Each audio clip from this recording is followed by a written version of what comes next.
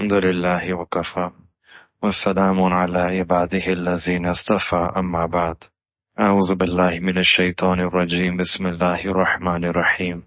والذين جاهدوا فينا لنهدينهم سبلنا سبحان ربك رب العزة عما يصفون والسلام على المرسلين والحمد لله رب العالمين.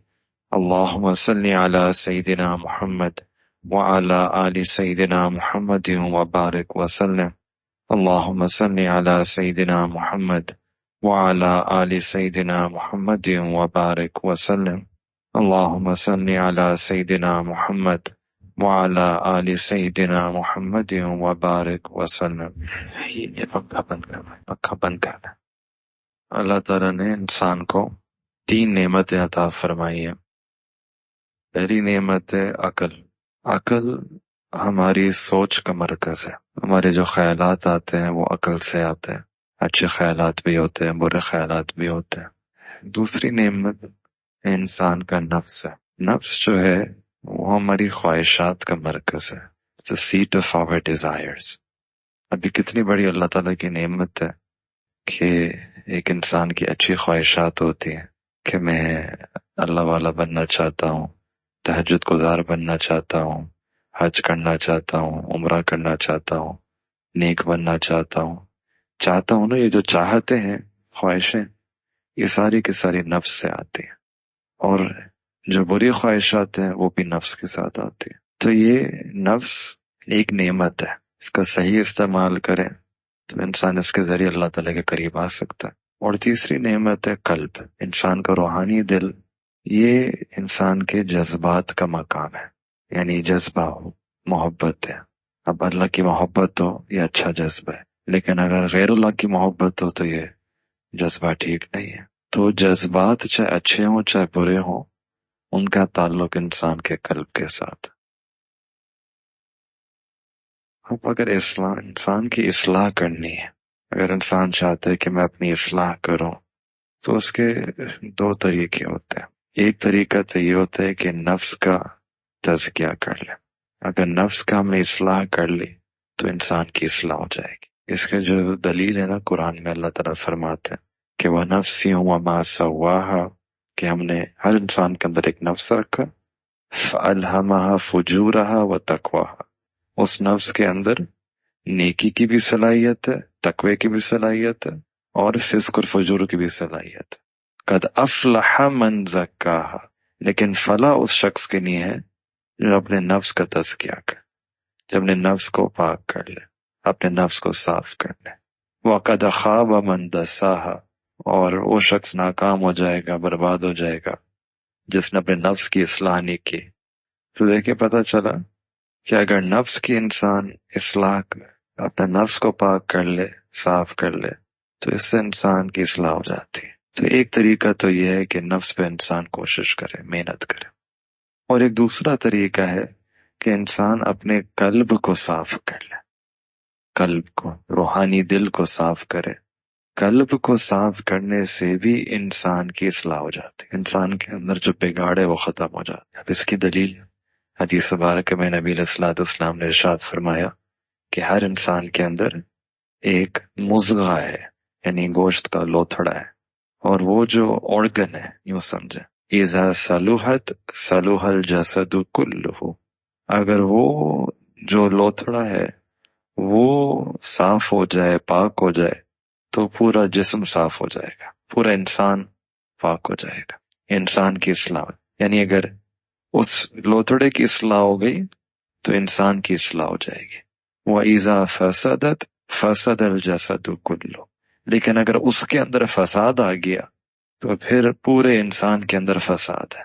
اس کی سوچ میں بھی بگاڑ ہے، پھر اس کے عملوں میں بھی. اور پھر فرمایا الا وہی القلب، وہ جو گوشت کا لوتھڑا ہے نا، وہ اصل میں انسان کا قلب ہے. یعنی قلب از دا کنٹرول روم.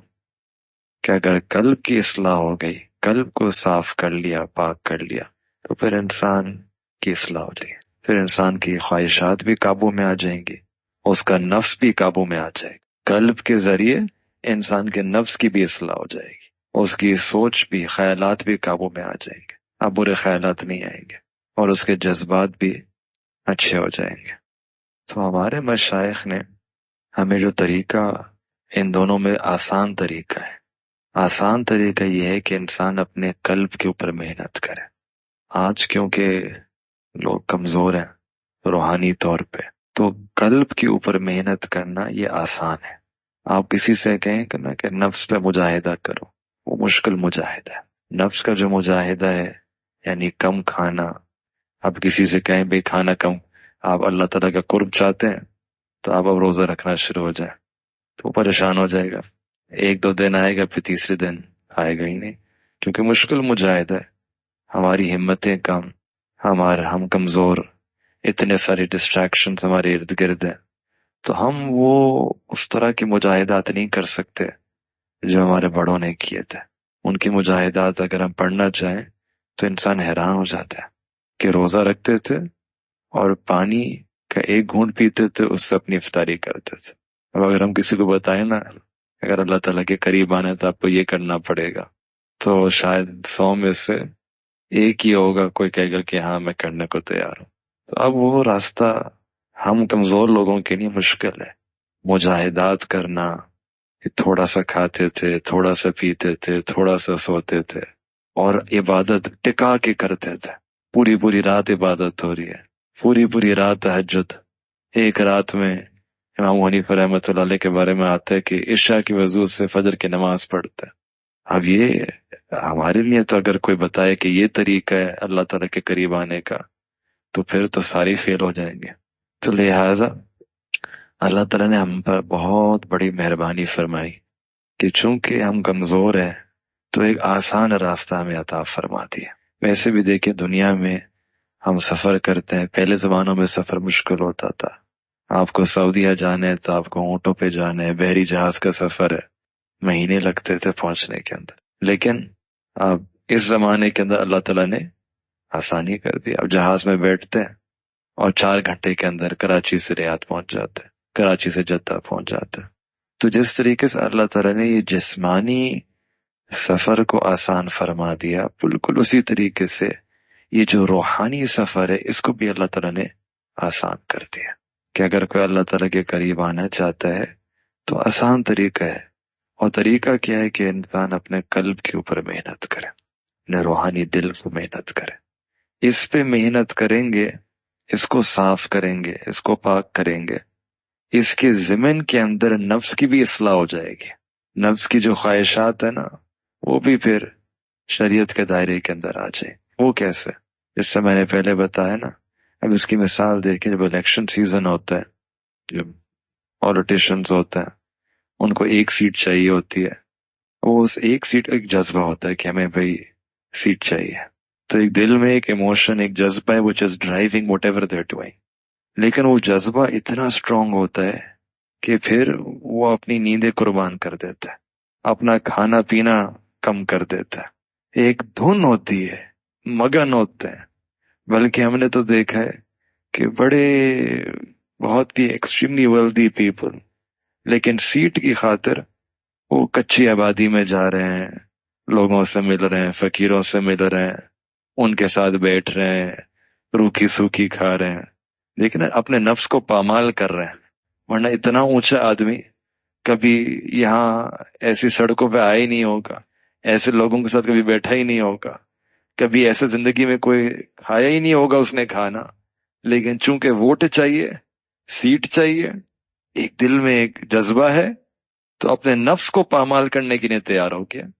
اب ایسے ایسے کام کر رہے جو اللہ تعالیٰ کے اولیاء کام کر رہے ہوتے ہیں، اور الیکشن سیزن کے اندر اولیاء والی زندگی ہو جاتی ہے، کھانا بھی بالکل تھوڑا ہوتا ہے، پینا بھی بالکل تھوڑا ہوتا ہے، نیندیں بھی قربانیں ہو رہی ہیں، فقیروں کے ساتھ مل مل کے جا رہے ہیں گلی کوچوں میں۔ تو یہ تو ساری اللہ تعالیٰ کے نیک بندوں کی صفات ہیں، وہ ساری ان کے اندر آ جاتی ہیں۔ اپنے نفس کو پامال کر دیتا ہے، کیوں کرتے ہیں؟ کیونکہ دل کے اندر ایک جذبہ ہوتا ہے۔ تو دیکھیں یہاں سے پتہ چلا کہ جب دل میں ایک جذبہ ہو اور وہ اسٹرانگ ہو، اوور پاورنگ ہو، ڈومینیٹنگ ہو، تو پھر وہ پورے انسان کو بدل دیتا ہے، اس کے نفس کو بھی سدھار دیتا ہے، نفس کو بھی سنوار دیتا ہے۔ تو ہمارے مشائخ یہی سکھاتے ہیں کہ اپنے دل میں اگر اللہ تعالیٰ کی محبت کا جذبہ آ جائے اور یہ دل میں محبت کا جذبہ چھا جائے، یعنی دل کی اصلاح ہو جائے، دل سے غیر اللہ نکل جائے، اللہ تعالیٰ کی محبت جم جائے، ڈٹ جائے، تو یہ محبت انسان کو پھر ہر چیز عطا کر دیتی ہے۔ اس سے آٹومیٹکلی نفس کی اصلاح ہو جاتی ہے۔ تہجد پہ اٹھنا آسان ہو جائے گا، دین کا کام کرنا آسان ہو جائے گا، نمازیں پڑھنا آسان ہو جائے گا، سارے کام کرنا آسان ہو جاتا ہے۔ تو آج جو ہے اللہ تعالیٰ کا ہم پر احسان ہے کہ اللہ تعالیٰ نے ہمیں یہ راستہ عطا فرمایا ہے کہ قلب کے اوپر ہم محنت کریں۔ یہ جو ہمارا سلوک ہے، قلب کے اوپر محنت کرنا ہے، اور اس کے دو پر ہیں۔ ایک تو یہ کہ سنتوں کی اتباع کریں، اینڈ سیکنڈ کثرت ذکر۔ ہمارے مشائخ نے پورے سلوک کو 3 باتوں کے اندر سمیٹا ہے کہ if anyone wants to draw close to اللہ تعالیٰ، اللہ تعالیٰ کا قرب حاصل کرنا چاہتا ہے، دل کی اصلاح کرنا چاہتا ہے، تو 3 باتوں کا خیال رکھنا ہے۔ ایک تو اتباع سنت، ہر کام میں سنتوں کی اتباع۔ دوسرا اللہ تعالیٰ کے ذکر کی کثرت، اور تیسرا شیخ کی صحبت۔ شیخ کی جو صحبت اور شیخ سے جو رابطہ ہوتا ہے، یہ ایک جی پی ایس ڈیوائس کی طرح ہوتا ہے کہ انسان کو گائیڈنس ملتی رہتی ہے، انسان کو پتہ چلتا ہے کہ مجھے کیا کرنا ہے، رہنمائی ملتی رہتی ہے، اور رہنمائی ملتی رہتی ہے تو پھر وہ راستے پہ آگے چلتا رہتا ہے۔ لیکن جو اصل ترقی ہے نا، رہنمائی تو آپ کو ڈائریکشن مل رہا ہے نا، لیکن آگے جو سفر کرنا ہے وہ تو آپ کو خود کرنا ہے۔ تو گائیڈنس مل جاتی ہے وہ شیخ کی صحبت سے، شیخ سے رابطہ کرنے سے، لیکن اس کے بعد جو آگے سفر طے کرنا ہے، اس کے لیے 2 ہی چیزیں ہیں ہمارے سلوک میں، ایک سنتوں کی اتباع اور دوسرا کثرت ذکر۔ بھئی 2 باتیں ہیں، ان دونوں پہ انسان محنت کرے، یہ اصل مجاہدہ ہے ہمارے لیے۔ کھانے پینے کے مجاہدے نہیں ہیں، نیند قربان کرنے کے مجاہدے نہیں ہیں۔ ہمارے مشائخ کہتے ہیں آپ کو نیند آ رہی ہے 7 گھنٹے سو لیں، کوئی مسئلہ نہیں ہے۔ اگر کسی کو اور نیند آ رہی ہے 8 گھنٹے سو لیں، نیند اپنی پوری کریں، لیکن اس کے بعد پھر کام اچھا کریں۔ کھانے کی آپ کو ضرورت ہے، کھانا اچھا کھائیں۔ ہم نہیں روکتے کہ بھئی آپ کھانا نہ کھائیں، فاقے کریں، یہ مجاہدہ نہیں ہے۔ آپ کھانا کھائیں، اچھا کھانا کھائیں۔ ہمارے اپنے شیخ فرماتے ہیں کہ اچھا کھانا کھائیں پھر اچھے کام کریں، کیونکہ قرآن میں بھی اللہ تعالیٰ یہی ترتیب پر فرماتے ہیں کہ وَقُولُوا، کھانا کھاؤ، اور پھر وَعْمَلُوا صَالِحًا، اور اچھے اعمال کرو۔ آپ دیکھیں کہ جانور ہوتا ہے، اگر اچھا کام کر رہا ہو، مالک کا کام کر رہا ہو، تو مالک اس کو چارہ دیتے گھبراتا تھوڑی ہے، بھئی اس کو اور چارہ دیتا ہے، چارہ لو، کام بھی تو اچھا کر رہے نا۔ تو کھانے سے ہم نہیں روکتے، کھانا اچھا کھاؤ، تو کھانے کا مجاہدہ نہیں ہے۔ اصل جو مجاہدہ ہے ہمارے سلوک کے اندر وہ یہ ہے کہ ہر کام سنتوں کے مطابق، ہر کام انسان کا جو ظاہر ہے، انسان کے جو اخلاق ہیں، جو بیٹھنا، لیٹنا، کپڑے پہننا، اتارنا، چلنا پھرنا، یہ سارے طور طریقے جو ہیں یہ سنتوں کے مطابق ہوں، اتباع سنتوں۔ اور یہ سب سے بڑا مجاہدہ ہے کہ اپنا دن بھر 24 گھنٹے کی زندگی کو انسان سنت کے مطابق گزارنے کی کوشش کرے، ہر کام کے بارے میں سوچے کہ یہ سنت طریقہ کیا ہے، کہ نبی علیہ الصلوۃ والسلام یہ طریقہ کیسے کرتے تھے، ہم کپڑے پہنتے ہیں، کپڑے پہ سنت طریقہ کیا ہے، کھانا کھانے کا سنت طریقہ کیا ہے۔ یہ بڑا مجاہدہ ہے۔ حضرت بایزید بستامی رحمۃ اللہ علیہ کے پاس ان کی خدمت میں ایک شخص کام کرتا تھا، تو 7 سال کام کیا اس نے، خدمت کی۔ پھر ایک دن کہنے لگا کہ حضرت مجھے آپ اجازت دیں، اب میں کسی اور کے پاس جانا چاہتا ہوں۔ تو حضرت نے پوچھا بھائی کیا بات بنی؟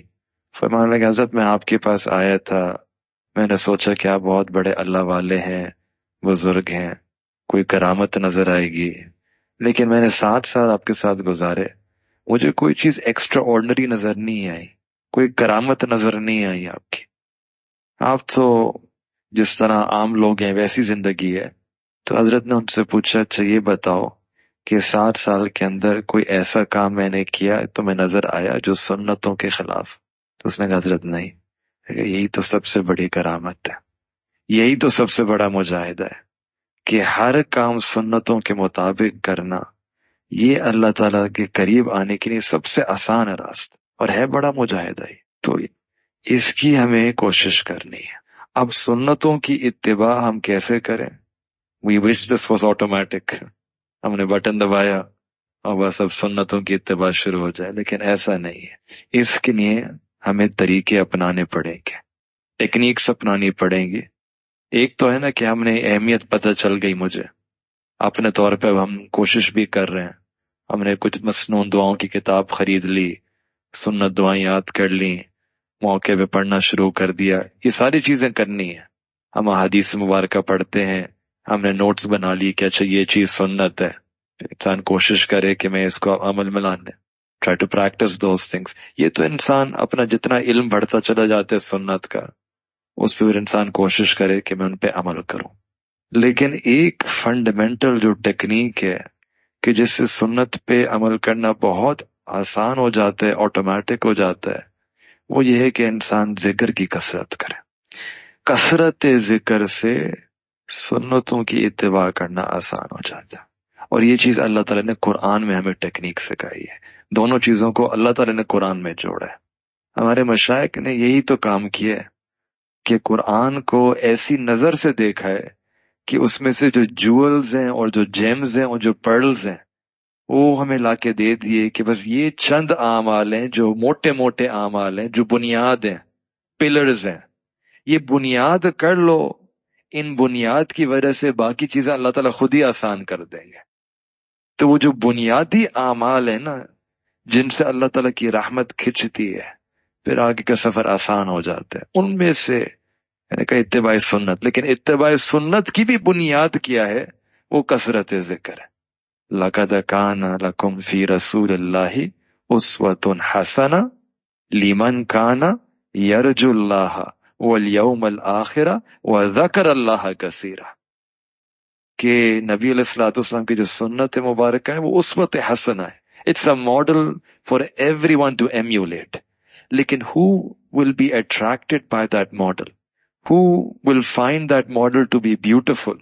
وہ شخص ہوگا ذکر اللہ کثیرا، جو اللہ تعالیٰ کا ذکر کثرت سے کرے۔ ورنہ پھر انسان سنتوں کی اہمیت تو جانے گا کہ ہاں بہت ضروری ہے، میں ایمان لے کے آتا ہوں، لیکن عمل نہیں کر سکے گا۔ دل کے اندر وہ محبت نہیں ہوگی، دل کے اندر وہ کشش نہیں ہوگی، وہ مگن، وہ دھن نہیں ہوگا، وہ لگن نہیں ہوگی۔ You won't be able to do it۔ دیکھیں ہم نے اکثر دیکھا ہے کہ اگر کوئی بیمار ہو، آپ بیمار شخص کے سامنے بریانی رکھ دیں تو اس کو ذائقہ نہیں آئے گا، بیمار ہے۔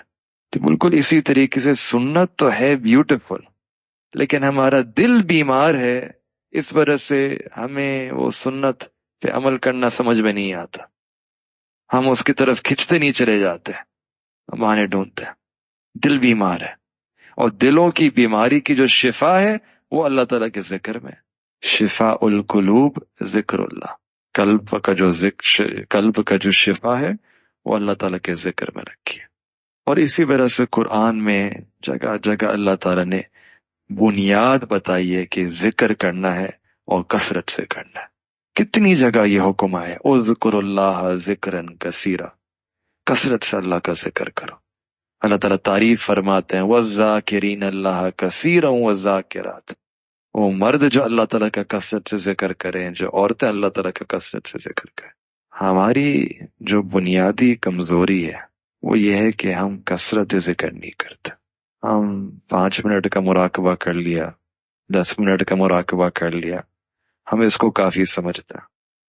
بھائی اگر کوئی پہلی جماعت میں ہو اور وہ اپنی کلاس کی تیاری میں 10 منٹ لگائے تو وہ پہلی کلاس بھی پاس نہیں کر سکے گا۔ گریڈ 1 پاس کرنے کے لیے بھی آپ اگر 10 منٹ لگائیں نا، won't be able to pass۔ یہاں گریڈ 1 نہیں، یہاں تو ہم اللہ تعالیٰ کی ولایت کا پرچہ پاس کرنا چاہ رہے ہیں، ہم اللہ تعالیٰ کی محبت کا پرچہ جو ایگزام ہے، امتحان ہے، اس کو ہم پاس کرنا چاہ رہے ہیں۔ تو اس کے لیے پھر یہ 10 منٹ اور 20 منٹ سے کیسے بات بنے گی؟ اس کے لیے تو پھر انسان کو گھنٹہ لگانا پڑے گا، روزانہ وقت دینا پڑے گا، تیاری کرنی پڑے گی. 10 منٹ 5 منٹ سے بات نہیں بنے گی، گھنٹے لگانے پڑتے ہیں. ہمارے مشائخ نے ہمیں یہی سکھایا ہے کہ اگر ذکر کریں اس راستے پہ انسان شروع کے اندر ذائقہ چکھنے کے لیے ہم کہتے ہیں کہ چلیں 10 منٹ کر لیں، 20 منٹ کر لیں، لیکن اگر یہ پرچہ حل کرنا ہے، اگر آگے بڑھنا ہے تو پھر 5-10 منٹ نہیں، منٹوں سے بات نہیں بنتی، پھر گھنٹوں سے بات بنتی ہے. جب منٹوں میں انسان ذکر کرتا ہے نا تو پھر اس کے اثرات نہیں ہوتے. منٹوں کے ذکر کے ساتھ انسان پہ جھوٹ بھی بول رہا ہوتا ہے، غیبت بھی ہو رہی ہوتی ہے، نظریں بھی قابو میں نہیں ہوتی، بد نظری بھی ہو رہی ہوتی ہے، سوچ بھی طرح طرح کے خیالات آ رہے ہوتے ہیں. یہ سب کیوں ہو رہا ہے؟ کیونکہ ذکر ہم منٹوں کا کر رہے ہیں. وہ ایک معیار ہے کہ اتنا ذکر کریں گے تو اس ذکر کے اثرات ہوں گے، پھر اندر سے تبدیلی آئے گی. ہم وہ معیار ذکر کا پورا نہیں کر رہے. کہنے کو تو 5-10 منٹ کر لیا لیکن کچھ اثرات نہیں ہو رہے. اس طرح ایک ڈی ہائیڈریٹڈ پلانٹ ہوتا ہے نا، اب اس کو پودا ہو، اس کو پانی نہ دیں، مرجھا جاتا ہے، سوکھ جاتا ہے، ڈی ہائیڈریٹڈ، میل نرشڈ. ہم بھی وہی ڈی ہائیڈریٹڈ سالک ہے، ڈی ہائیڈریٹڈ ہے. کیوں؟ کیونکہ وہ ذکر کم کر رہا ہے. ذکر کی کمی کی وجہ سے روحانی طور پہ مرجھا جاتا ہے، مرجھائے ہوئے، ڈی ہائیڈریٹڈ، کمزور. کہنے کو سالک ہے لیکن چونکہ ذکر ہمارا کمزور ہے اس وجہ سے ہم آگے نہیں بڑھ پاتے. ہمارے اندر وہ ذکر کے اثرات ہی نہیں ہیں، ہمارے اندر وہ کیفیات ہی نہیں ہے. تو شروع میں کبھی شوق ہوتا ہے، ہم بیت ہو جاتے ہیں. کئی دفعہ ایسا ہوتا ہے کہ شوق میں انسان بیت ہو گیا، لیکن اس کے بعد پھر جب ذکر کرنے کی باری آتی ہے وہ ہم نہیں کر پاتے. شیخ کے پاس جاتے ہیں، پوچھتے ہیں کہ کتنی تلاوت کی، تلاوت بھی ہو جاتی ہے، حضرت تلاوت بھی کر لیتا ہوں، درود شریف بھی پڑھ لیتا ہوں، استغفار بھی کر لیتا ہوں. اچھا مراقبہ کتنا کرتے ہو؟ 5 منٹ اور 10 منٹ. تو اصل جو دوائی تھی مراقبہ وہ ہم استعمال نہیں کرتے. جو اینٹی بائیوٹک ہے، اینٹی بائیوٹک ہم نے لی نہیں. جو ذکر کی کثرت ہے، جو مین غذا ہے، مین دوا ہے، اس کا استعمال نہیں کرتے. یہ ہماری بنیادی کمزوری ہے، ہماری بنیادی ویکنس ہے. یہ نقطہ سمجھنے کی ضرورت ہے، کیونکہ اکثر انسان پھر آ کے پوچھتے ہیں کہ ہم آگے نہیں بڑھ پا رہے. اس کی وجہ یہ ہوتی ہے کہ ہمارے ذکر کے اندر کمزوری ہوتی ہے، ذکر تھوڑا ہے. تو ہمیں چاہیے کہ ذکر کو کریں اور ذکر کو کثرت کے ساتھ کریں، چلتے پھرتے، لیٹے بیٹھے، جب موقع ملے، جب وقت ملے، جب فرصت ہو، اللہ تعالیٰ کو دل میں یاد رکھے. امام راضی رحمۃ اللہ علیہ فرماتے تھے کہ دن اچھا نہیں لگتا یا اللہ تیری یاد کے بغیر، اور راتیں اچھی نہیں لگتی اللہ آپ کی یاد کے بغیر. دن بھی اچھا ہو، رات بھی اچھی ہو، اس کا طریقہ یہ ہے کہ اللہ کا ذکر کثرت سے کرے. جب ذکر تھوڑا کرتے ہیں تو اللہ تعالیٰ قرآن میں فرماتے ہیں کہ انسان تذبذب کا شکار ہو جاتا ہے. مذبذبین ذالک، تذبذب، ڈاؤٹس، اسکیپٹسزم. اور پھر ہوتا ہے لا الہ اولائی، لا الہ اولائی. نہ ادھر کا ہوتا ہے نہ ادھر کا ہوتا ہے، نہ دنیا دار کا ہوتا ہے نہ دیندار ہوتا ہے. دنیا دار تو اس لیے نہیں ہوتا کیونکہ کچھ نہ کچھ اللہ تعالیٰ کی محبت ہے نا دل میں، تو وہ دنیا دار پورا دنیا دار نہیں ہے. اس کو سینس ہے کہ بھئی مجھے آخرت کی تیاری کرنی ہے، تو وہ عام دنیا داری والا زندگی نہیں گزار رہا ہوتا. لیکن پورا دیندار بھی نہیں ہوتا.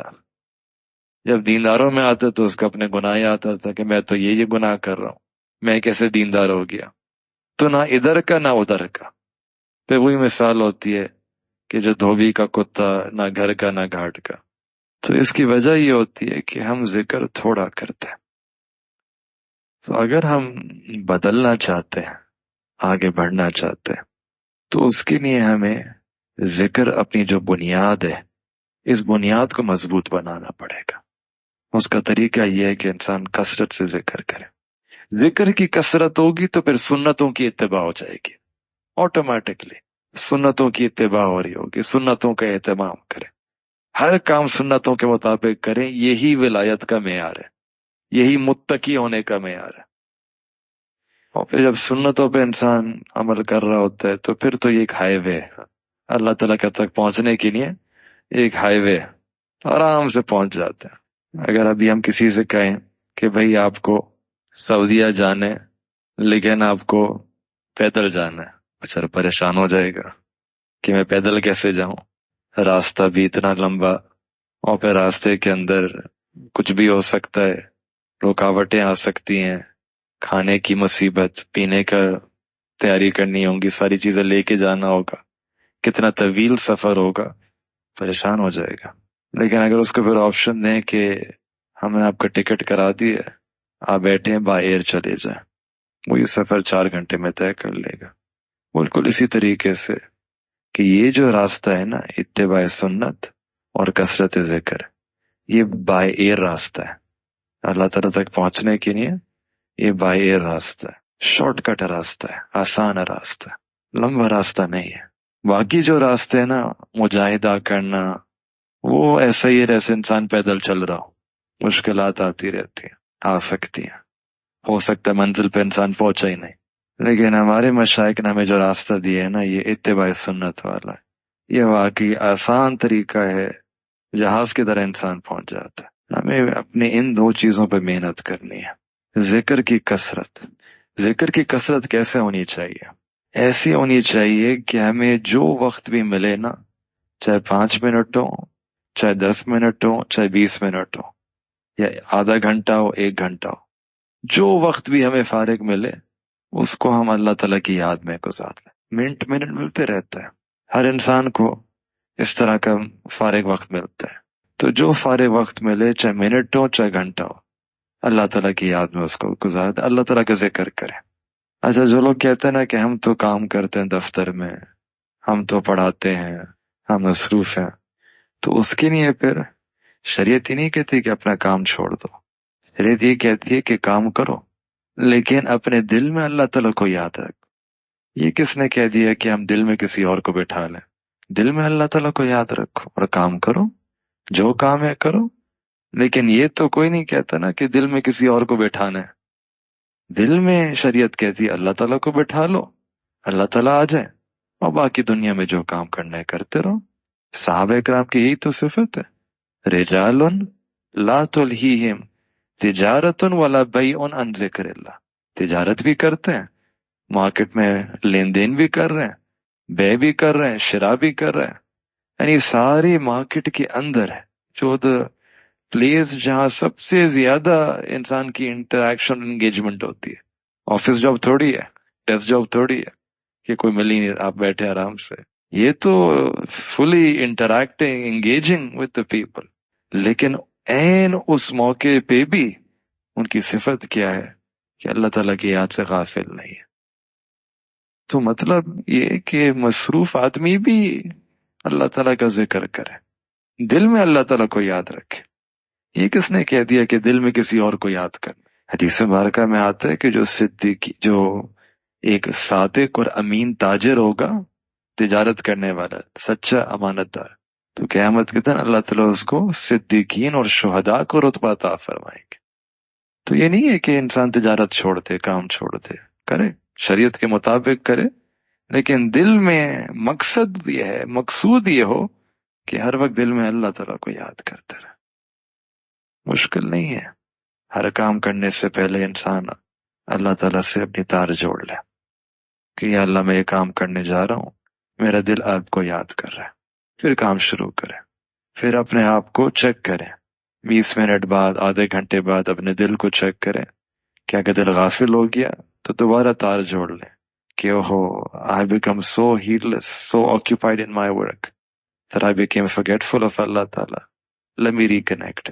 دوبارہ ریفریش کر لیں، pause your work، دوبارہ اپنی دل کی طرف توجہ کریں، دل میں اللہ تعالیٰ کو پھر یاد کر لیں، اس کے بعد پھر دوبارہ کام کریں، and keep repeating this۔ جب کام مکمل ہو جائے پھر دوبارہ اللہ تعالیٰ کو یاد کریں۔ تو کام کے شروع میں، کام کے بیچ میں، کام کے آخر میں اللہ تعالیٰ کو یاد کریں، اور 24 گھنٹے اپنی زندگی میں یہی کام کریں کہ جو کام کریں نا، شروع میں، بیچ میں، آخر میں اللہ تعالیٰ کو یاد رکھیں۔ اس کا نتیجہ یہ ہوگا کہ پورا دن You will feel the barakat of that remembrance of Allah ta'ala. वजू का एहतमाम करें, मसनून दुआओं का एहतमाम करें, ये मुश्किल नहीं है। इन चीजों से अल्लाह ताला के दिल में याद बढ़ती चली जाती है। हमने देखा है कि लोगों का कभी कभार किसी और चीज में दिल अटक जाता है। हम चाह रहे हैं कि दिल अल्लाह ताला में अटक जाए, लेकिन कभी कभार ऐसा होता है कि किसी का कहीं चक्कर चल रहा हो, ताल्लुक बना हुआ हो, नफसानी मोहब्बतें होती हैं, तो वहां उनका दिल अटक जाता है। अब बैठे क्लास में, लेकिन वो सेल फोन निकाल रहे हैं, सेल फोन वाइब्रेट होता है। हम पढ़ाते हैं ना यूनिवर्सिटी के अंदर, वो पता चल जाता है। अब सेल फोन वाइब्रेट हो रहा है तो पता चल गया इसका तो दिल अटका हुआ है कहीं। उसको बताना नहीं पड़ता उसको, लेकिन जिस तरीके से बेचैनी हो रही होती है उसको कि हल्का सा वाइब्रेट करे और फिर वो फोन लेके फौरन बाहर चले जाता है। तो देखें, कहीं दिल अटका होता है। बैठे क्लासरूम में, टीचर पढ़ा रही है, लेकिन दिल अटका हुआ है। तो लोगों का जिस तरीके से दिल अटक सकता है गैरुल्लाह में, इसी तरीके से इंसान मेहनत करे तो अल्लाह ताला के साथ भी दिल अटक सकता है। फिर चाहे आप क्लास में हो, ऑफिस में हो, क्लिनिक में हो, मार्केट में हो, जहां भी हो, दिल अल्लाह ताला के साथ ही अटका रहता है। हमारा जो जिक्र है ये मुसल्ले के साथ नहीं है कि हमें मस्जिद में आना पड़ेगा फिर अल्लाह ताला को याद करना पड़ेगा। ये तो चलते फिरते का जिक्र है, चलते फिरते दिल में अल्लाह ताला को याद रखना। तो दो चीजें हैं, कसरत जिक्र और इत्तिबा सुन्नत। इन दो चीजों से ये सफर तय होता है, सुलूक तय होता है। अब इसके लिए जो है सुलूक तो बहुत आसान हो गया, ये बहुत आसान है, ये सफर मुश्किल नहीं है। लेकिन जैसे मैंने कहा कि किसी को नींद पूरी करनी है, वो नींद पूरी कर ले। अब आपको निजामुल औकात बनाए, मेक अ टाइम टेबल। वो कैसे? अब आपको किसी को नींद का मसला है, 7 घंटे सोना है, sleep for 7 hours. You want to sleep for 8 hours, कोई बात नहीं, स्लीप फॉर 8 आवर्स। तो 8 hours are for your sleep. उसके बाद फिर you work, normally full time work होता है 8 आवर्स। तो 8 घंटे आपने नौकरी भी कर ली, काम कर लिया, दिन में काम कर लिया, तो 8 और 8 16 घंटे हो गए। उसके बाद चलें 2 घंटे फैमिली को दे दें, बच्चों को दे दें, तो 18 घंटे हो गए। फिर आपको कुछ बाहर से खरीद के लेके आना है, शॉपिंग करनी है, खरीदारी है जरूरी, उसका भी 1 घंटा रोजाना का लगा लें, 19 घंटे हो गए। अभी जो बाकी 3-4 घंटे बचे हैं ना, इन घंटों को हम जाया करते हैं कि मैं जरा लैपटॉप पे देखूं कि आज की लेटेस्ट खबरें क्या है, और मैं जरा फोन निकालूं और मैं जरा स्क्रीन देखूं कि फलां क्या क्या, मुझे कौन कौन से मैसेजेस आ रहे हैं और मुझे दुनिया का पता होना चाहिए। वो जो हम बाकी 3-4 घंटे अपना इन कामों में, खबरों में और स्क्रीन में और फजूल कामों में जो जाया कर देते हैं ना, वो वहां जाया करने की बजाय उस वक्त को अल्लाह ताला के जिक्र में गुजार लें। बस इतना काम करना है, इतना फर्क है कि वो जो 3-4 घंटे हैं ना, बस उनको कैसे इस्तेमाल करें। तो उनकी बजाय खबरों में और आज तो सोशल मीडिया में इंसान परेशान हो जाता है। कहते मैं जरा वो स्पीच देखना चाह रहा हूँ, बात लेक्चर से निकलती है, फिर वो पिक्चर्स आती हैं, फिर इंसान कहीं का कहीं चला जाता है, तकरीर से तस्वीर तक आ जाता है सफर। और ये लोगों को एक मुसीबत है जिसमें कितने सारे लोग मुब्तला है। इल्ला माशाल्लाह, हर बंदे की यही कहानी है कि वो यहाँ आता है और फंस जाता है। तो ये जो 3-4 घंटे हैं ना, इनको अगर हम मैनेज कर लें, इनको अगर हम सिर्फ ऑर्गेनाइज कर लें, कि बजाय ये खबरें पढ़ रहा हूँ और स्क्रीन देख रहा हूँ और फला तकरीरें सुन रहा हूँ और फला तस्वीरें देख रहा हूँ और बेफायदा फ्यूटाइल, बजाय इन काम को करने के। और शैतान भी खाता है, शैतान वगैरह लाता है कि देखो जायज है ना, हलाल रिक्रिएशन है ना, कर लो। वो जायज होती है लेकिन चले एक हद तक, लेकिन उसके बाद फिर वो नाजायज में शिफ्ट हो जाती है, शैतान कहीं से कहीं ले जाता है।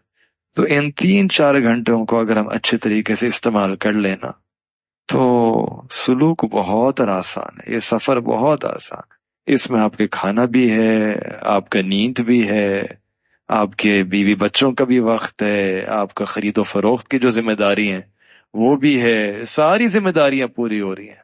پھر بھی آپ کو 3-4 گھنٹہ، یہ تو میں کم بتا رہا ہوں، 3-4 گھنٹے تو آپ کو پھر بھی آرام سے مل جاتے، ان کو ٹکا کے ذکر پہ لگا دیں۔ تو اس بات کو تفصیل سے اس لیے بتا رہے ہیں تاکہ ہمیں پتہ ہو کہ ہمیں کرنا کیا ہے۔ تو 2 باتیں یاد رکھیں کہ کثرت ذکر اور اتباع سنت۔ یہ جو سفر ہے نا اللہ تعالیٰ کے قریب آنے کا، یہ کوئی سائنس نہیں ہے، یہ کوئی تھیوری نہیں ہے کہ ہم نے تھیوری پڑھ لی اور اب میں صبح اٹھوں گا تو میں سفر طے کر چکا ہوں گا، نہیں۔ تبھی اس کو کہتے ہیں سلوک۔ سلوک کہتے ہیں راستہ، اور راستے مینز راستے پہ چلنا پڑتا ہے، طے کرنا پڑتا ہے، تب کیفیات نصیب ہوں گی۔ بغیر چلے انسان کو کچھ حاصل نہیں ہوگا۔ ہم یہاں بیٹھے ہیں، ابھی ہم یہاں تصور کریں کہ میں مکہ مکرمہ چلا گیا، تو مکہ مکرمہ پہنچ گئے کیا؟ ایسی بات ہے نا، سوچنے سے تھوڑی پہنچیں گے، آپ کو سفر کرنا پڑے گا۔ تو ابھی ہم نے یہ ساری چیزیں پڑھ لی، تھیوری پتہ چل گئی کہ یہ چیزیں کرنی ہیں۔ اب تھیوری پتہ کرنے سے، معلوم ہونے سے یہ تھوڑی کہ ہم پہنچ گئے، ہمیں یہ چیزیں خود کرنی پڑیں گی۔ یہ سفر ہے، سفر کو طے کرنا پڑے گا، تب جا کے کیفیات نصیب ہوں گے۔ اسی لیے ہمارے مشائخ بتاتے ہیں کہ دیکھیں، اگر چھت پہ کسی کو جانا ہے اور کسی کو کہیں کہ بھئی آپ کو اوپر جانا ہے تو آپ کو چڑھنا پڑے گا، سیڑھیاں ہیں، تو وہ سیڑھیوں پہ چڑھتا رہے گا اور چھت پہ پہنچ جائے گا، ایک دن آئے گا کہ چھت پہ پہنچ جائے گا۔ بالکل اسی طریقے سے اچھا یونیورسٹی میں دیکھیں، کسی کو ماسٹرز کی ڈگری حاصل کرنی ہے تو اس کے لیے بتا دیا کہ 16 ایئرز ہیں، ان 16 ایئرز آپ you will be able to attain the masters degree. تو ہمارے مشائخ نے بھی ایک سلیبس بتایا کہ 35 لیسنز ہیں ذکر کے، آپ یہ 35 لیسنز ذکر کے کر لیں، اور کرتے کرتے کرتے آپ کو اللہ تعالیٰ کی معرفت نصیب ہو جائے گی۔ جس طرح سیڑھیوں سے انسان چڑھ کے چھت تک پہنچ جاتا ہے، 16 سال کی ڈگری حاصل کر کے ماسٹرز مل جاتی ہے، یہ 35 اسباق ہیں، ایک ایک کر کے 35 لیسنز کرتے رہیں، جب مکمل ہو جائیں گے تو اللہ تعالیٰ آپ کو اپنی معیت اور اپنی معرفت نصیب فرما دے۔ ایک سلیبس ہے ہمارے مشائخ نے دیا ہے، اب اس سلیبس کو ہم کریں، محنت کریں، ذکر کریں۔ یہ ذکر کا سلیبس ہے، کرتے چلے جائیں، سیڑھیاں کو قائم کرتے چلے جائیں، جتنا تیزی سے کریں گے اتنا جلدی منزل تک پہنچ جائیں گے، جتنی محنت کریں گے اتنی جلدی منزل تک پہنچ جائیں گے۔ لیکن اب بتائیں کہ کتنا آسان ہے۔ ہمارے مشائخ نے کھول کھول کے پورا سلیبس ہمیں بتا دیا کہ لیسن 1، لیسن 2، لیسن 1 کرو گے یہ لیسن ہے، اس کو کرنے پہ یہ کیفیت ملے گی، لیسن 2 یہ ہے، اس کو کرو گے تو یہ کیفیت ملے گی۔ کتنا کھول کے ہمارے مشائخ نے سلیبس بتا دیا۔ لیکن اگر کوئی وہ لیسن کرے ہی نہیں، ذکر کرے ہی نہیں، تو پھر یا پھر کرے لیکن ایک ہی لیسن پہ 2 سال گزار دیا۔ اب دنیا کے اندر اگر کوئی ایک بچہ ہو، وہ کلاس 1 2 سال میں مکمل کرے، ہم کیا کہیں گے؟ فیل ہو گئے ہو تم۔ تو یہاں بھی یہی معاملہ ہے کہ ایسا شخص کہ کوئی ایک ہی لیسن پہ اٹکا ہوئے 2 سال ہو گئے، تو ایسا شخص فیل ہو گیا۔ تو محنت کریں، کوشش کریں، ہمیں آگے بڑھنا چاہیے۔ اس آگے بڑھنے میں جو رکاوٹ ہے وہ صرف ہماری سستی ہے اور کچھ نہیں ہے، اونلی آور لیزینس۔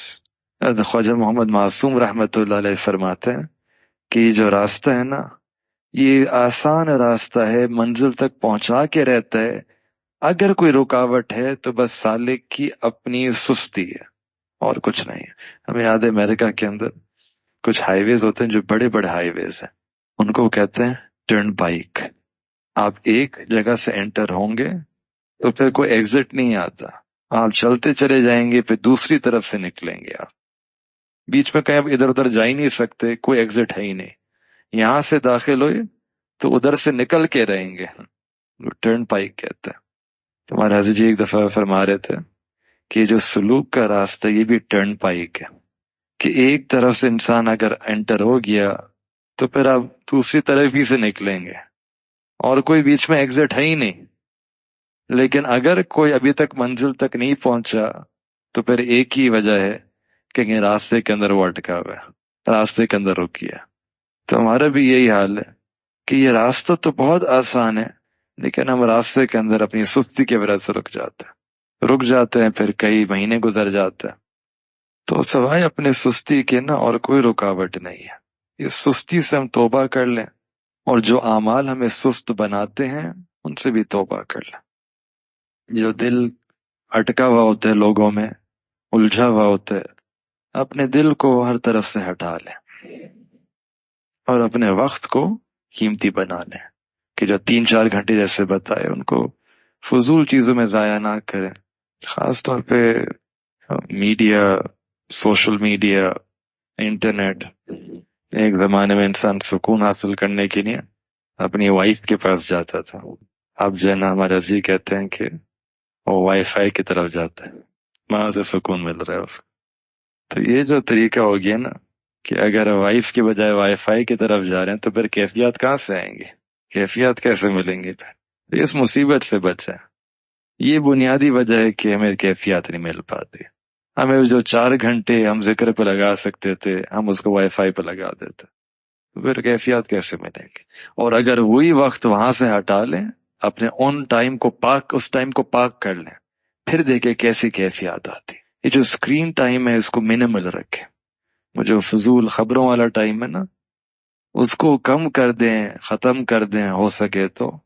پھر دیکھیں کیسی کیفیات آنا شروع ہوتی ہے. خود دیکھیں گے آپ، کسی کو بتانے کی ضرورت نہیں پڑے گی. You will experience it your self. وجہ یہ کہ ہمارا جو سلوک ہے یہ کوئی ایکسپیریمنٹل سائنس نہیں ہے، پہلی دفعہ نہیں کر رہے ہم. یہ ہزاروں لوگوں نے یہ طرح تجربہ کر چکا ہے، ہزاروں سینکڑوں لوگ اس طریقے سے اللہ تعالیٰ تک پہنچ چکے ہیں. اللہ تعالیٰ کی محبت کی لذت کا ذائقہ چکھ لیا ہے. ایک دفعہ اللہ تعالیٰ کی محبت کی لذت کا پتہ چل جائے، ذائقہ انسان چکھ لیتا ہے، تو پھر دنیا کی محبتیں جو نا پھیکی پڑ جاتی ہیں، دنیا کی لذتیں پھیکی پڑ جاتی ہیں. ابھی دیکھا میں نے وہ ذائقہ ہی نہیں چکھا، تبھی ہم بس یہ انٹرنیٹ کی جو ذائقے نا ان کو دیکھ رہے ہوتے ہیں، انہی کے مزے چکھ رہے ہوتے ہیں. کیونکہ اللہ تعالیٰ کی محبت کا مزہ ہم نے چکھا ہی نہیں ہے. اللہ تعالیٰ کی لذت جو ذکر میں جو لذت ہے مزہ چکھا ہی نہیں. تو یہ سلوک کے بارے میں اس لیے بار بار بتایا جاتا ہے تاکہ کم از کم ہمیں پتہ ہو کہ ہمیں کرنا کیا ہے، ہمیں کیا کرنا ہے. پھر اس کے بعد ہمیں خود کرنا ہے جو کرنا ہے. ہمارا کام تو صرف بتانا ہے، پتہ تو ہونا کیا کرنا ہے. تو اتباع سنت اور کثرت ذکر. پھر کثرت ذکر میں انسان جب کرتا ہے، تمہارے مشائخ بتاتے ہیں کہ پہلے جو 7 لیسن ہے اس کی بھی you should understand the summary. ہو سکتا ہے آپ لوگ میں سے کوئی بھی آگے تک پہنچا نہ ہو، لیکن ایک علم ہونا چاہیے کہ یہ ہے کیا راستہ. So the first 7 lessons of ذکر جب وہ انسان کرتا ہے تو اب زندگی فتوے کی زندگی کے اندر آ جاتی ہے. یعنی پہلے تو انسان جب شروع کرتا ہے نا تو فسق و فجور ہو رہے ہوتے ہیں، گناہ ہو رہے ہوتے ہیں، نظر بھی قابو میں نہیں، زبان بھی قابو میں نہیں. لیکن جب یہ ذکر شروع کرتا ہے تو جو فرسٹ 7 لیسنز ہیں ان کی برکت سے اب گناہ ختم ہو جاتا ہے، جو فسق و فجور ہے وہ نکل جاتا ہے. اب فتوے کے دائرے کے اندر یعنی شریعت کے دائرے کے اندر زندگی آ جاتی ہے. یہ جو پہلے 7 ہے نا لیسنز، یہ فاؤنڈیشنز ہیں، یہ پلرز ہیں. یہ جتنی پلرز مضبوط ہوں گے پھر اس پہ اتنی مضبوط عمارت آپ کھڑی کر سکتے ہیں. لہٰذا پہلے 7 لیسنز کو خوب ڈٹ کے کرنا چاہیے. یہ آپ جو نا فاؤنڈیشن لیٹ کر رہے ہیں. پوری روحانیت کی جو فاؤنڈیشن ہے وہ پہلے 7 اسباق کے اوپر ہوتی ہے. تو اس پہ تو جتنا وقت دیں اتنا کم ہے، جتنا ٹکا کے اس پہ محنت کرے نا اتنا کم ہے، کیونکہ مضبوط ہوتی چلی جا رہی ہے فاؤنڈیشن. اور جتنی مضبوط بنیادیں ہوں گی، فاؤنڈیشن ہوگی، اتنی اللہ تعالیٰ کی معرفت زیادہ نصیب ہوگی. تو پہلے 7 اسباق ذکر کے ہوتے ہیں. انسان ذکر کرتا ہے اس کا من پاک ہو جاتا ہے، اس کا من صاف ہو جاتا ہے، گناہ چھوٹ جاتے ہیں، فسق و فجور ختم ہو جاتا ہے. اب فتوے کے اندر زندگی آ جاتی. پھر اس کے بعد ہمارے مشائخ 2 لیسن کہتے ہیں اب تحلیل کی، یعنی کلمہ لا الہ الا اللہ. تو 8 اور 9 جو ہے وہ کلمے کے لیسن ہوتے ہیں کہ اب کلمہ پڑھو، یا تو دل میں کلمہ یا زبان سے کلمہ. اور کلمہ جو ہے اس کی جو تاثیر ہے، اس کی ایفیکٹ یہ ہے کہ یہ انسان کو مخلوق سے بیگانہ کر دیتی ہے. انقطاع عن المخلوق، کہ جو مخلوق میں دل اٹکا ہوتا ہے، دل حائل ہوتا ہے، تو وہ دل وہاں سے اب کٹ جاتا ہے، ہٹ جاتا ہے، اللہ تعالیٰ کے ساتھ دل جڑ جاتا ہے. ہر ایک سے دل کٹ جاتا ہے اور بس اللہ تعالیٰ کے ساتھ دل جڑ جاتا ہے. یہ لا الہ الا اللہ کی تاثیر ہے. لا ایک تلوار ہے جس سے انسان ہر چیز کو کاٹ کے رکھ دیتا ہے. الا اللہ، اور پھر اللہ تعالیٰ کے ساتھ انسان کی جڑیں جڑ جاتی ہے. یہ جو لا الہ الا اللہ حدیث مبارکہ میں آتا ہے کہ یہ دلوں کا پالش ہے. تو پہلے جو 7 لیسن تھے اس سے دل صاف ہو جاتا ہے. اور آپ نے ترتیب یہی ہے نا کہ پہلے ایک چیز کو صاف کرتے ہیں. میز ہے اس کو پہلے صاف کریں گے پھر پالش لگائیں گے. تو بالکل یہی طریقہ ہے کہ پہلے 7 لیسن سے دل صاف ہو گیا، پاک ہو گیا. اب جو اگلے 2 لیسن ہیں لا الہ الا اللہ کے، تو اب دل کو پالش دے کے شائن لگا دی ہے. اب دل منور ہو گیا، وہ شائن آ گئی ہے، پالش آ گئی ہے. لیکن کتنا آسان ہے، کتنا خوبصورت ہے. It makes logical sense. تو اب دل پہ پالش ہو. یہ چیز قرآن میں اللہ تعالیٰ فرماتے ہیں وَذْكُرْ اسْمَ رَبِّكَ وَتَبَتَّلْ إِلَيْهِ تَبْتِيلًا، کہ اللہ تعالیٰ کا ذکر کرو، اللہ تعالیٰ کے نام کا ذکر کرو یہاں تک کہ تبتل کی کیفیت نصیب ہو جائے. یہ تبتل کیا ہے؟ اسی کا دوسرا نام ہے انقطاع عن المخلوق، کہ مخلوق سے دل کٹ جائے، اللہ سے دل جڑ جائے، اور پھر اللہ تعالیٰ کی نسبت کے ساتھ مخلوق سے دوبارہ دل جڑے. تو یہ کیفیت انسان کو پھر نصیب ہو جاتی ہے. اب دیکھیں ہماری کمزوری کہ ہمارا دل ابھی مخلوق میں اٹکا ہوا ہے. صبح ہوتی ہے مخلوق کے بارے میں سوچ رہے ہوتا ہے، شام ہوتی ہے پھر کسی کے بارے میں، مخلوق کے بارے میں دل اٹکا رہا ہے. صبح سے رات تک ہمارا دل انہی الجھنوں میں، انہی پریشانیوں میں، کسی نہ کسی چیز میں اٹکا رہتا ہے. یعنی ابھی ہمیں وہ کٹے ہی نہیں ہے کہ اللہ تعالیٰ کے ساتھ جڑ سکے. ہم گاؤں جاتے ہیں کبھی تو وہاں ایک منظر دیکھنے کو ملتا ہے. ایک گائے ہوتی ہے. اب تو ٹیوب ویل آ گئے ہیں، پانی نکالنا آسان ہو گیا ہے، لیکن پہلے زمانوں میں ایک ویل ہوتا تھا، وہاں سے پانی نکالا جاتا تھا. اس کو نکالنے کا طریقہ یہ ہوتا تھا کہ گائے ہوتی تھی، اس کو گول گول گھماتے تھے اور وہ گھومتی رہتی تھی تو نیچے سے بالٹیاں پانی کی نکلتی رہتی تھی. تو وہ کرتے کیا تھے کہ صبح کو گائے کی آنکھوں میں پٹی ڈال دیتے تاکہ وہ دیکھ نہ سکے، بلائنڈ کر دیتے تھے، اور پھر اس کو کہتے تھے گول گول گھومو. اب وہ گھوم رہی ہوتی تھی، چل رہی ہوتی تھی، لیکن سوچ رہی ہوتی تھی میں پتہ نہیں کہاں جا رہی ہوں، کیونکہ آنکھ میں تو پٹی لگی ہے نا. لیکن حقیقت میں وہ گول گول گھوم رہی ہوتی تھی. اب وہ گھوم رہی ہے، گھنٹے گھومتی رہتی تھی، پانی نکل رہا ہوتا تھا. پھر اس کے بعد جب اس کی آنکھیں پٹیاں ہٹاتے تھے تو جہاں شروع کرا تھا نا وہیں آگے کھڑی ہوتی تھی. ہمارا معاملہ بھی یہی ہے کہ ہم صبح اٹھتے ہیں تو مخلوق ہمارے دل میں ہوتی ہے، پورا دن گزارتے ہیں، لیکن جب دن ختم ہوتا ہے نا تو پھر وہی مخلوق ہمارے اندر ہوتا ہے. یہی مخلوق گول گول گھوم رہے ہوتا ہے. تو اگر اس سے نکلنا چاہتے ہیں تو اس کے لیے ہمیں انقطاع عن المخلوق چاہیے، ورنہ جو ہے دل اٹکا رہتا ہے. جو سم ٹائمز یہ نفسانی محبت ہوتی ہے، کسی کے بارے میں انسان کا دل اٹک جاتا ہے. یہ جو we say once Sazaji was saying mentioning کہ یہ جو I love you یہ جو ہے نا بہت خطرناک ہے.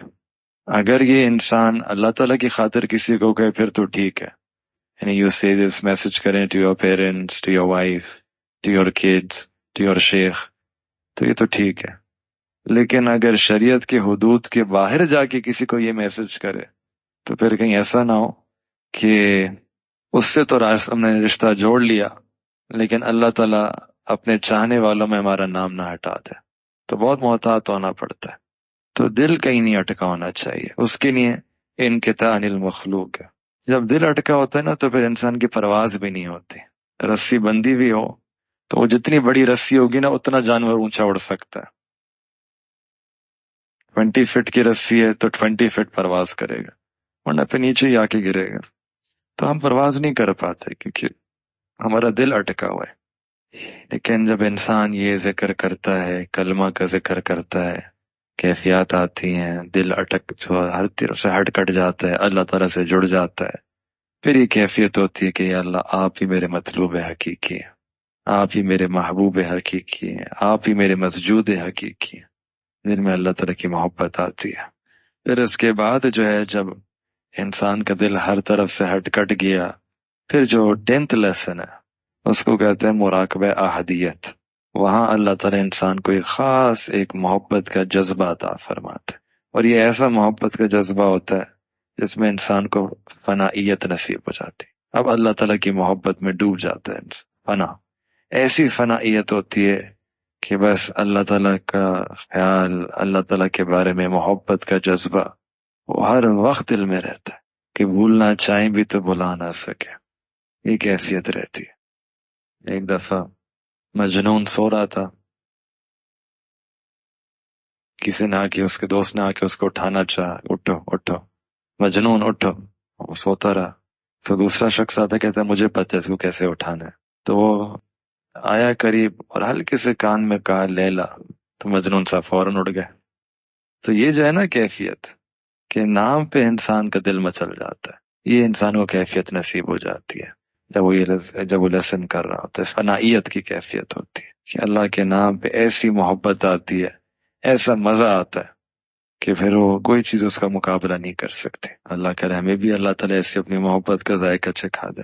ایک نوجوان تھا، ہاسٹل کے اندر رہتا تھا یونیورسٹی میں، روزانہ 3 گھنٹے مراقبہ کرتا تھا، اور مراقبہ شروع کرنے سے پہلے دروازہ بند کرتا تھا اور وہ دعا کرتا تھا کہ یا اللہ میں مراقبہ کرنے جا رہا ہوں، اللہ پلیز کسی کو بھیجی گا نہیں جو ڈسٹرب کرے، کوئی آ کے نوک نہ کر دے، میرا مراقبہ ڈسٹرب نہ ہو جائے۔ یہ جو کیفیت ہے نا کہ بس میں رہوں، بیٹھا رہوں اللہ تعالیٰ کی یاد کے اندر، کوئی ڈسٹرب نہ کرے مجھے، ایسی کیفیت بن جاتی ہے، ایسے لذت آنا شروع ہو جاتی ہے، ہر چیز سے بیگانہ ہو جاتا ہے۔ اللہ تعالیٰ کی محبت میں ہر چیز اس کو اچھی نہیں لگتی ہے، بس اللہ کی محبت میں دیوانہ، مستانہ، غیر سے بیگانہ۔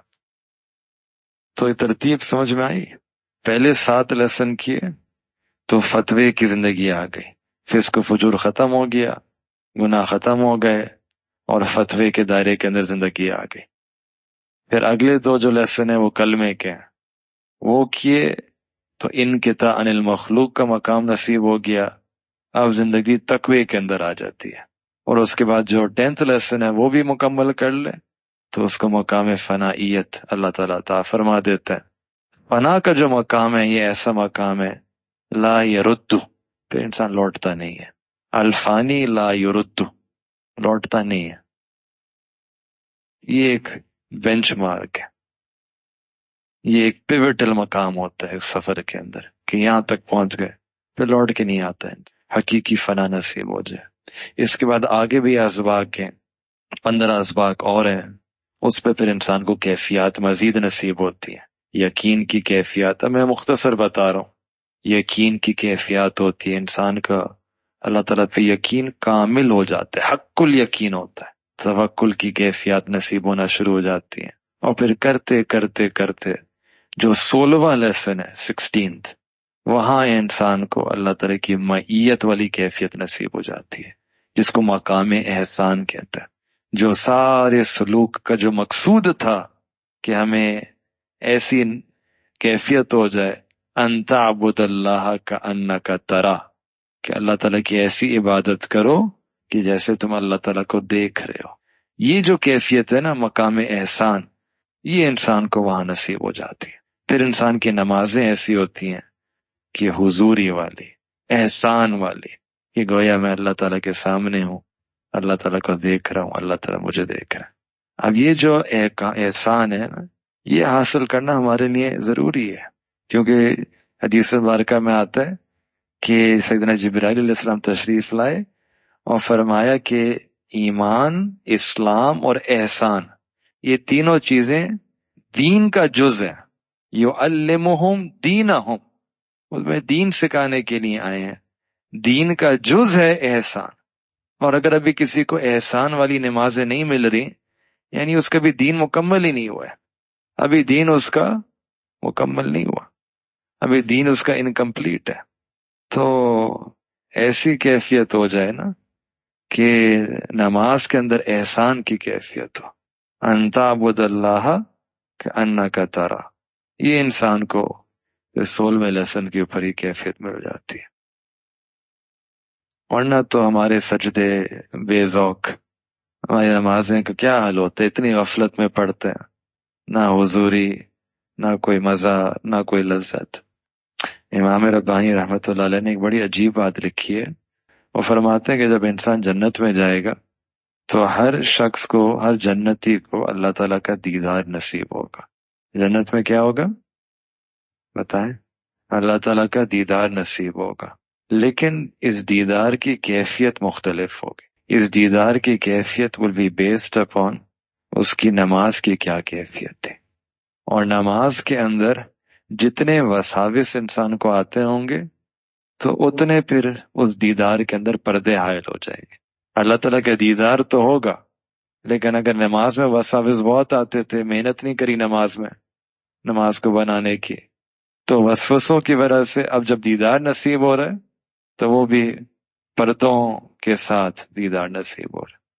اور اگر کوئی نماز کو احسان والی بنا لے، اب وساوس نہیں ہے، تو پھر بلا اینی پردہ، وداؤٹ اینی پردہ اللہ تعالیٰ کا دیدار نصیب ہو جائے گا۔ دیکھیں جب کسی کی شادی ہوتی ہے تو ایک ہوتا ہے کہ دلہن کو دیکھنا پردے میں، اور دوسرا یہ ہوتا ہے کہ بغیر پردے کے دلہن کو دیکھنا، دونوں میں فرق ہے نا۔ تو اندازہ لگائیں کہ جب جنتی جنت میں جائیں گے تو کچھ تو لوگ ایسے ہوں گے کہ اللہ تعالیٰ کا دیدار ہے لیکن پردے کے تھرو ہے۔ ہم بتائیں کہ کتنی بڑی نعمت سے ہم اپنے آپ کو محروم کر رہے ہیں، کتنی بڑی نعمت ہے یہ، ہم محروم کر رہے ہیں۔ اس لیے محنت کرنی بہت ضروری ہے، محنت کرنا ضروری ہے کہ ہم محنت کریں، اپنی نمازوں کو بنائیں۔ تصوف کا جو مقصود ہے وہ یہی ہے کہ احسان والی نمازیں نصیب ہو جائے، اور کوئی مقصود تھوڑی ہے کہ جو مقام احسان ہے اس مقام کے اوپر انسان زندگی گزارے، یہ مقصود ہے تصوف کا۔ کوئی رنگ دیکھنا مقصود نہیں ہے کہ مجھے کوئی کلر آ جائے نظر، خواب دیکھنا بھی مقصود نہیں ہے کہ مجھے اچھے خواب آ جائیں، خواب میں مجھے کوئی نظر آ جائے، مقدمے جیتنا بھی مقصود نہیں ہے، دعائیں قبول ہونا بھی مقصود نہیں ہے، عزتیں ملنا بھی مقصود نہیں ہے، کوئی مقصود نہیں ہے۔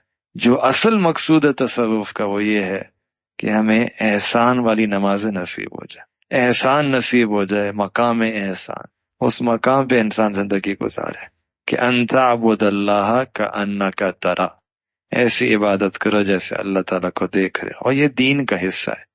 اگر یہ ہمیں نصیب نہیں ہے تو ایسا نہیں ہے کہ چلو آپشنل تھا، نہیں ہے، ابھی ہمارا دین ہی مکمل نہیں ہوا ہے، دین پہ ہمارا عمل کامل نہیں ہے۔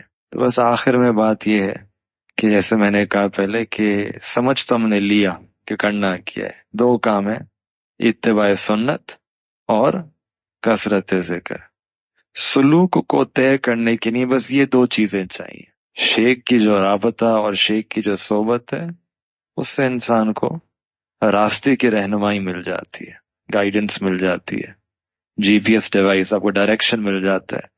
لیکن یہ دو چیزیں ہمیں آگے لے کے جاتی، یہ کام ہمارے کرنے والا ہے، اور بس رکاوٹ کیا ہے، وہ ہمارا اپنا نفس کی سستی ہے، اور کوئی رکاوٹ نہیں، ہماری اپنی خواہشات، ہمارے اپنے جذبات، ہم ٹائم ویسٹ کرتے ہیں۔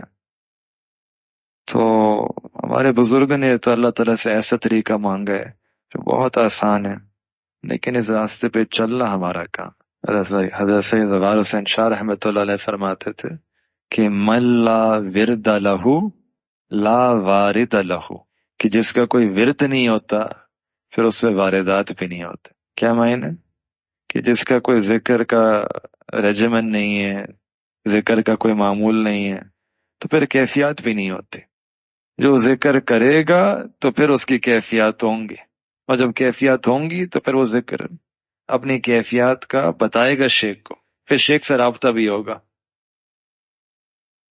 اور اگر شیخ سے رابطہ نہیں ہے تو پھر یہ مطلب یہی ہوتا ہے کہ ابھی ذکر ہی نہیں کر۔ ایک دفعہ سید غار حسین شاہ رحمۃ اللہ علیہ فرمانے لگے کہ ہمیں پتہ چل جاتا ہے کہ کون شخص ذکر کر رہا ہے اور کون نہیں کر رہا۔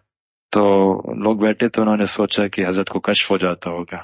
حضرت کو اس وقت کشف ہو گیا، انہوں نے کہا مجھے پتہ ہے آپ لوگ کیا سوچ رہے ہیں، اور پھر فوراً اگلا جملہ فرمایا کہ بات دراصل یہ ہے کہ کشف نہیں ہوتا ہمیں، لیکن جو ذکر کر رہا ہوتا ہے اس کی کیفیات آتی ہے، اور جب کیفیات آتی ہیں تو وہ پھر اپنے شیخ کے پیچھے بھاگے گا، وہ شیخ سے خود رابطہ کرے گا، وہ اپنے احوال بتائے گا، پوچھے گا مجھے کیا کرنا ہے۔ شیخ چاہے دنیا کے دوسرے کونے میں ہو نا، وہ پوچھے گا شیخ سے مجھے بتائیں کیا کرنا ہے۔ اور اگر شیخ سے رابطہ نہیں ہے تو پھر تو اگر 6 مہینے گزر گئے رابطہ ہی نہیں ہے، اس کا مطلب یہ کہ وہ ذکر ہی نہیں کر رہا، تاکہ کیفیات ہی نہیں ہے، کوئی بتانے کی کوئی کیفیات ہی نہیں ہے۔ تو اس وجہ سے پتہ چل جاتا ہے کہ کون ذکر کر رہا ہے اور کون نہیں کر رہا۔ کتابوں میں ایک مذاق کے طور پہ واقعہ لکھا تھا، ایک ساس تھی، بہو تھی۔ بہو جو ہے وہ ایکسپیکٹ کر رہی تھی، ولادت قریب تھی، تو بہو نے ایک دفعہ کہا کہ اپنی ساس سے کہ میں آرام کرنے جا رہی ہوں، سونے جا رہی ہوں، اور اگر ولادت قریب ہو نا تو آپ مجھے اٹھا دیے گا تاکہ ہم اسپتال چلے جائیں۔ تو وہ جو ساس تھی وہ مسکرائیں، انہوں نے کہا جب ولادت قریب ہوگی نا تو ہمیں اٹھانے کی ضرورت نہیں پڑے گی، آپ اٹھائیں گے سب کو۔ معاملہ یہی ہوتا ہے، جب ولادت قریب ہوتی ہے نا تو پھر وہ شور مچائیں گی، وہ سب کو اٹھا رہی ہوں گی۔ تو یہی معاملہ ہوتا ہے کہ جب کوئی ذکر کر رہا ہوتا ہے تو وہ پھر لوگوں کو بتا، وہ جا کے شیخ کو بتاتا ہے، وہ جگاتا ہے، وہ بتاتا ہے، وہ رابطہ کرتا ہے۔ تو بس یہ ذہن میں ہم بیٹھا لیں کہ ذکر کی کثرت کرنی ہے، اپنا نظام الاوقات بنا لیں، اور جو فارغ وقت ہے اس کو اللہ کی یاد میں گزاریں۔ یہ نسبت ہے، قیامت تک چلتی رہے گی۔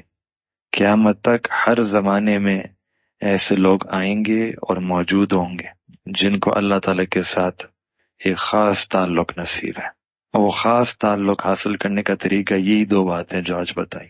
ہر زمانے میں ایسے لوگ موجود ہیں جو یہ محنت کر رہے ہیں، کریں گے، اور اللہ تعالیٰ کے ساتھ ان کا ایک مقام ہوگا، اللہ تعالیٰ کی معرفت ہوگی، اللہ تعالیٰ کے اہل اللہ بندوں میں شامل ہوں گے۔ آج بھی ایسے لوگ موجود ہیں۔